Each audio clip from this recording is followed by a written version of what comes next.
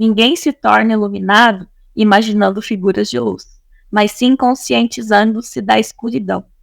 Conscientizar-se da escuridão é entrar em processo de reconhecimento e integração dessa sombra. É entender que essas qualidades e emoções que a gente tende a negar e rejeitar, elas fazem parte de quem a gente é. E enfrentá-las vai ser fundamental para alcançar uma autenticidade e uma integridade pessoal. Sem a gente lidar e reconhecer que essas partes existem, a gente não está se integrando. A gente está olhando para só processos ditos, como Jung traz simbolicamente, de luz, e a gente não está olhando para a nossa própria escuridão. Não olhar para essa própria escuridão é deixar de lado grande parte de quem a gente é. E a gente começa a entender, a partir do encontro com essa sombra, que, trazendo um exemplo, por exemplo, tentando trazer um exemplo específico de algo que pode ou não ser como positivo ou negativo, vamos supor que eu veja que eu não ache interessante uma pessoa ser ambiciosa. Eu olho para as pessoas ambiciosas e digo, nossa, olha lá como ela quer crescer, como que ela quer se expandir, como ela quer sempre estar em um outro lugar mais elevado. E eu olho para o outro como se essa ambição fosse algo negativo. Olhando para o outro e vendo essa qualidade como algo negativo, a minha tendência vai ser que os meus processos de ambição estejam colocados nesse processo de sombra. Que eu não tenda a usar eles como uma ferramenta ou como uma parte integrante consciente da minha personalidade.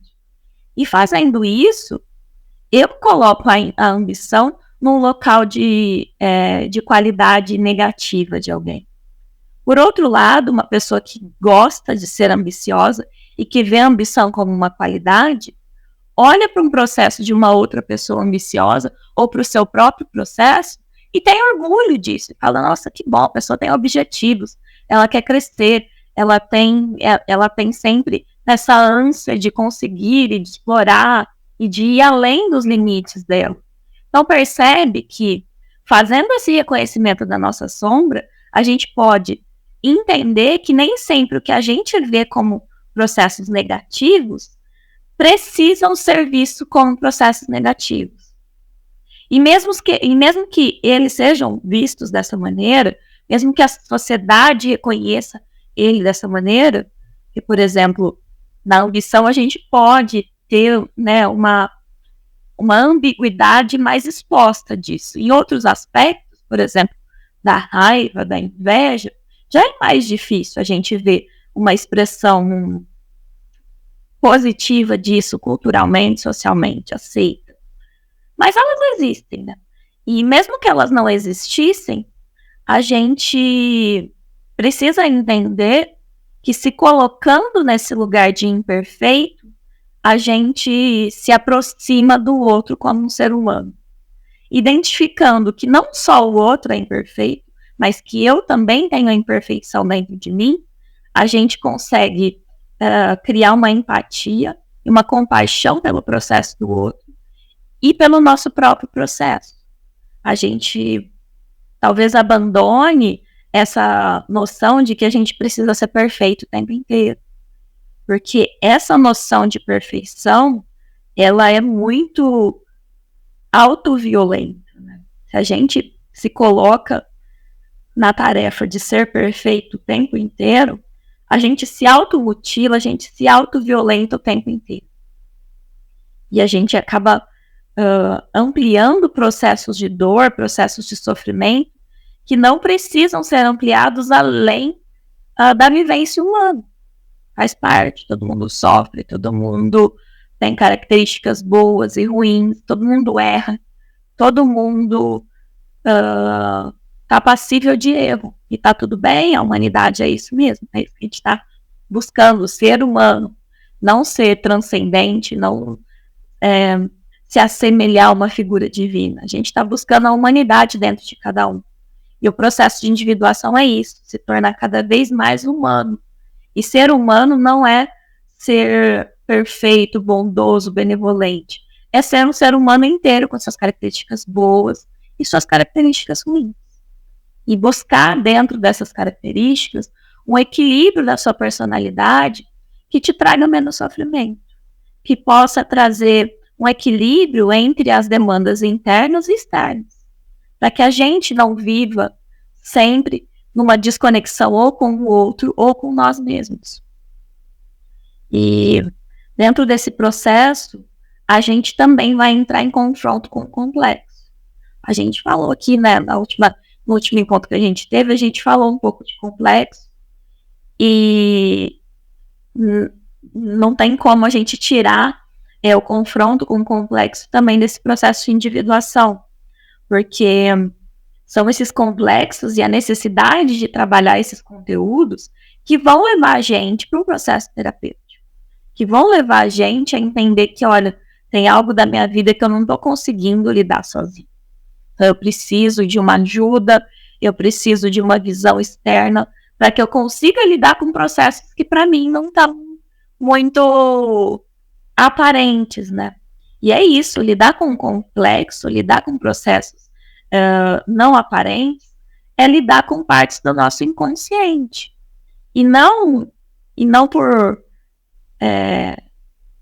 por coincidência, se esses processos estão inconscientizados, é muito difícil a gente reconhecer eles sozinhos. A gente não tem ferramentas para olhar para algo que a gente, de alguma forma, reprimiu ou não conscientizou e falar, eu vou trazer isso que eu nem sei que existe à tona, à luz, e vou trabalhar isso sozinho. Percebe que a gente não tem como lutar com um inimigo invisível. E eu estou usando as aspas aqui nesse inimigo invisível, porque os complexos eles não são nossos inimigos. Eles são partes unitárias de todo o nosso processo. O que acontece é que quando esses complexos eles estão desconectados de quem a gente acha que é, quando esses complexos eles têm autonomia no nosso processo, a gente olha para eles como um inimigo habitando o nosso processo, como o outro vivendo dentro da gente, quase como se fosse uma possessão mesmo. E aí, nesse sentido, como é que a gente luta contra um inimigo invisível, um inimigo que eu não sei quem é, da onde vem e por que vem? Então, o confronto com esse complexo é uma maneira que a gente tem de tentar se libertar dessas limitações do nosso passado, essas limitações do nosso processo, essas limitações dos nossos processos traumáticos que estão vindo à tona de uma forma autônoma na nossa vida, que estão tomando conta da nossa vida consciente sem que a gente tenha a mínima noção de por que eles estão vindo e para que eles estão vindo. Então, quando a gente fala confronto com o complexo, a gente está querendo dizer que a gente vai ter uma necessidade de trabalhar esses complexos psicológicos, que são padrões de pensamento, de emoção, de comportamento, que modam a nossa vida de uma maneira inconsciente. A gente está querendo dizer que a gente vai aniquilar eles de vez? Não.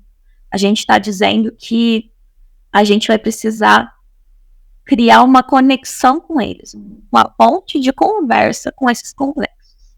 A partir do momento em que a gente se conscientiza que esse processo acontece, a gente pode transformar esses processos em indícios psicológicos para o nosso próprio desenvolvimento psíquico. Então, veja bem, se eu entendo por que eu ajo de certa maneira diante de certas situações, por que de alguma forma eu entro num piloto automático e tomo ações de forma instintiva sem perceber o porquê, eu começo a entender que esse processo acontece por um motivo, porque ele está conectado com uma carga emocional, com uma carga traumática, que me remete a um processo passado e que automaticamente a gente entra num piloto automático que vai reagir a esse processo de forma igual ao que a gente reagiu no passado.